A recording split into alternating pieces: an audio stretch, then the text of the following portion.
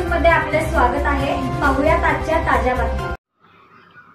Sangli DCC बँकेचे संचालक मंडळ बरखास्त करावं, घोटाळे करणाऱ्यांच्याकडूनच चौकशी सुरू, त्याऐवजी सहकार खात्यातील वरिष्ठ अधिकाऱ्यांच्याकडून चौकशी करा, आमदार गोपीचंद पडळकर। सहकारातून शेतकऱ्यांना मदत झाली पाहिजे, त्यांचा आर्थिक परिस्थिती सुधारली पाहिजे, त्यांना सहज आणि सुलभ कर्ज उपलब्ध झालं पाहिजे, किंवा सरकारच्या काही सुविधा आहेत, सरकारचे काही अनुदान आहेत, ते सहजरित्या जिल्हा मध्यवर्ती बँकेच्या माध्यमातून शेतकऱ्याला मिळायला पाहिजेत। परंतु सांगली जिल्हा बँक आहे, या बँकेच्या माध्यमातून अनेक घोटाळे सातत्यानं उघड होत आहेत। मी स्वतः विधान परिषदेमध्ये या बाबतीमध्ये तारांकित प्रश्न उपस्थित केला होता। 88 ची चौकशी सुरू आहे आणि आता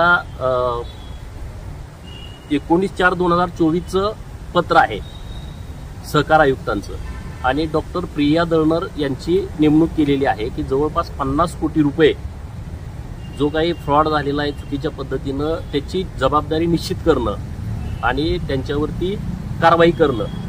आता तर शाखांच्या मधून मोठा भ्रष्टाचार झाल्याचं उघड झालेलं आहे। फक्त 6 शाखांची माहिती समोर आलेली आहे।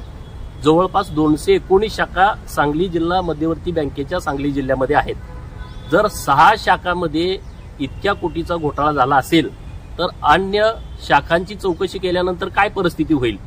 आणि म्हणून आपल्या माध्यमातून मी सहकार आयुक्त असतील, सहकार मंत्री असतील यांच्याकडे अशी मागणी करतोय की आता जो घोटाळा झाला आहे त्याची चौकशी तुम्ही जिल्हा बँकेच्या अधिकाऱ्यांच्याकडून करताय।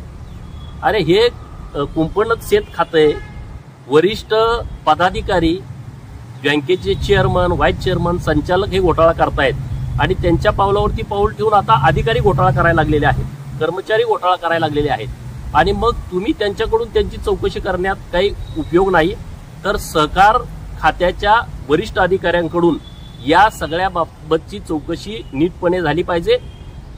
सांगली जिल्हा मध्यवर्ती बँकेचं संचालक हे पूर्णपणे कायद्याचा गैरवापर करून चुकीच्या पद्धतीनं कर्ज वाटप असतील किंवा आणखी काही भानगडी असतील तर ते सगळे करतायत। तर हे संचालक मंडळ बरखास्त करावं आणि प्रशासक या बँकेवरती यावा, अशी मागणी मी माननीय सहकार मंत्री महोदयांच्याकडे करतोय।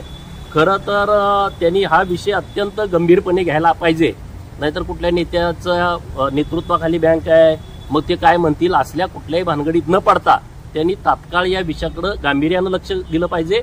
माननीय जिल्हाधिकारी सांगली यांची जबाबदारी खरं यामध्ये आहे, कारण हे सरकारी अनुदान आहे जे दुष्काळीग्रस्त शेतकऱ्यांना मिळतं, जे अवकाळीचं अनुदान मिळतंय, विम्याचं अनुदान मिळतंय, तर हा सरकारी पैसा आहे आणि तो बँकेमध्ये होता।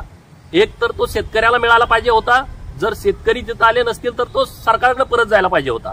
परंतु वर्षानुवर्षे हे पैसे त्या खात्यावरती पडून राहत आहेत आणि त्याच्याकडे जर प्रशासनाचं दुर्लक्ष असेल तर ही गंभीर बाब आहे।